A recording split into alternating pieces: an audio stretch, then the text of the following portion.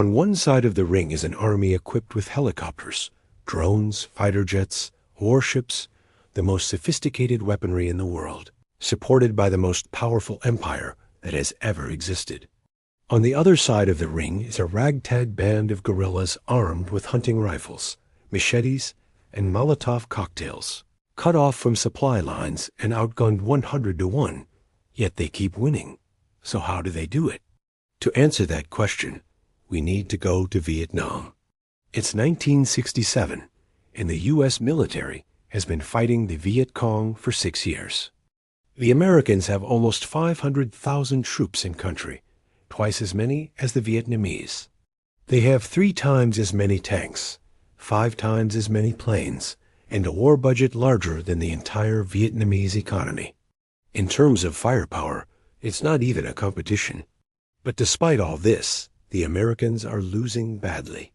In fact, every single day, twice as many Americans are killed or wounded as Vietnamese. And the worst part is that no one even knows why.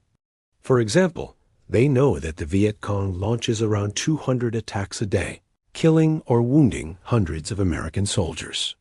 But when the dust settles and the Americans regroup, they find that the Viet Cong has vanished without a trace. And because of this, the Americans can never finish the job, never deliver a knockout blow, which means that their deaths are for nothing. But why does this happen? Well, according to Robert Tabor, author of War of the Flea, there are 4 reasons why guerrilla fighters always win against empires. Reason no. 1 is mobility. Mobility is everything in war, and there is no better way to achieve mobility than being invisible. Because while an army marches, it makes noise. It leaves behind telltale tracks, and its presence is known to everyone. So tracking them down is easy. A guerrilla force, however, leaves no tracks, moves through jungles, and appears only at the most opportune moment.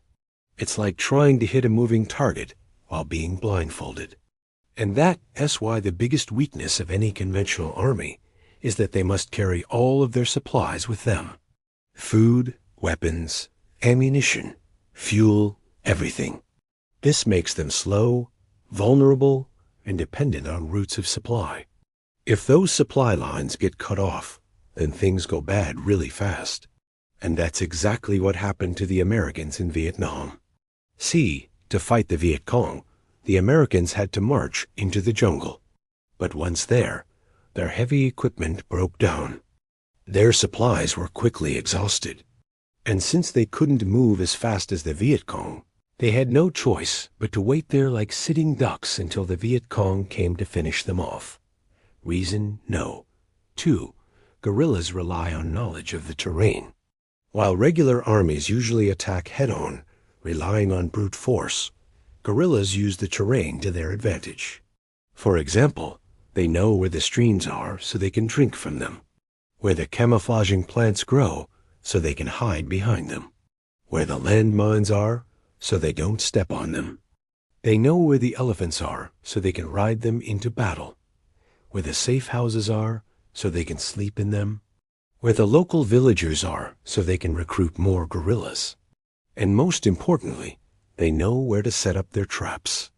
Now, imagine if you entered someone else's home without knowing any of this. You would be completely lost and defenseless. That is precisely what happens to the Americans in Vietnam. Like, here's one example. During the Battle of AP Bac, the Americans attacked a small village. The guerrillas, however, had booby-trapped the entire place. Houses were rigged with grenades. Safe houses were rigged with tripwires and punji pits. Tree branches were rigged with explosives. Bridges were mined and punji potatoes concealed with dead bodies. Basically, there was a trap everywhere, and the Americans just walked right into them. In the end, 24 Americans were killed, 81 were wounded, and 13 were missing in action. Meanwhile, the Vietnamese only lost 25 men. Reason no. 3. Guerrilla fighters are experts at making ambushes. For example, in 1968, the U.S. sent in 20,000 men to clear an area the size of Connecticut. And yet they still got ambushed. In fact, at one point, There were so many ambushes happening that the U.S. sent out a general order stating that any unit planning an ambush would first have to obtain permission from headquarters. But that did not help, because soon enough, another general arrived who ordered his men to ignore the previous order. And that's when the ambushes started again.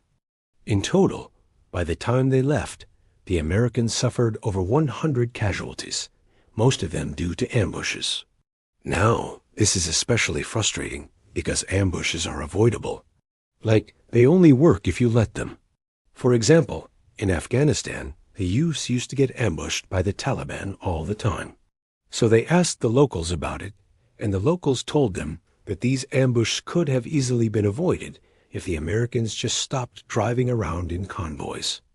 Instead, they should have mixed in with the locals, driven on motorcycles instead of trucks, and walked instead of driving.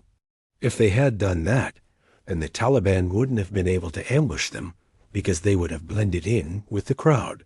But the Americans didn't listen to them because they thought that they knew better.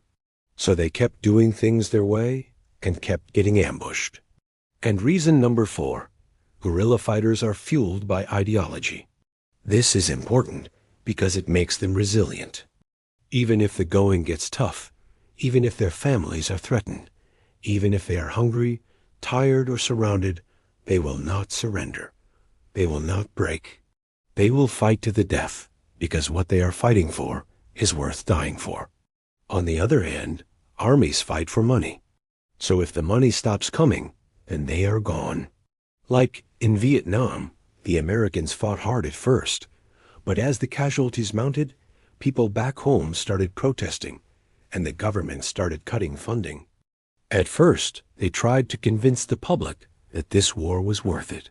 They said that every life lost was a victory because each enemy soldier killed was bringing America closer to victory.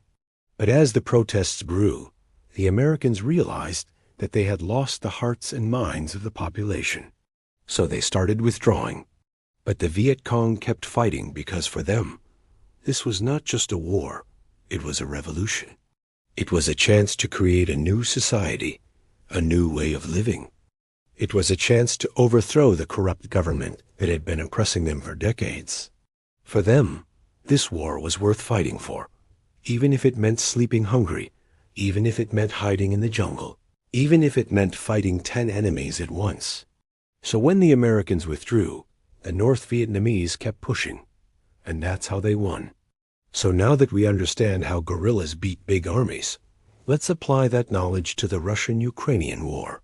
Right now, Russia is facing exactly the same problems that the Americans faced in Vietnam. For example, Russia deployed around 150,000 troops to take a country the size of Belgium. And yet they are stuck outside major cities. The reason is that they are just too slow. The U.S., on the other hand, is providing Ukraine with real-time intelligence on Russian troop movements, allowing them to predict whether Russians will strike next and prepare accordingly. So basically, the Russians keep walking into the same traps over and over again. Not to mention that they, too, are being ambushed by Ukrainian fighters. Then they waited until the Russians ran out of food and water, after which they finished them off.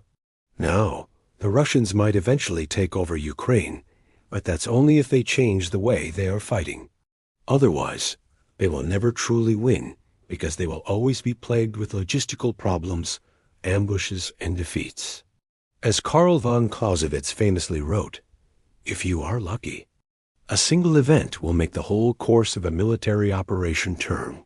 If you are not lucky, a single event will give you a catastrophe." In other words, sometimes all it takes is one bad decision to lose the entire war. And that's why the Russians must be careful.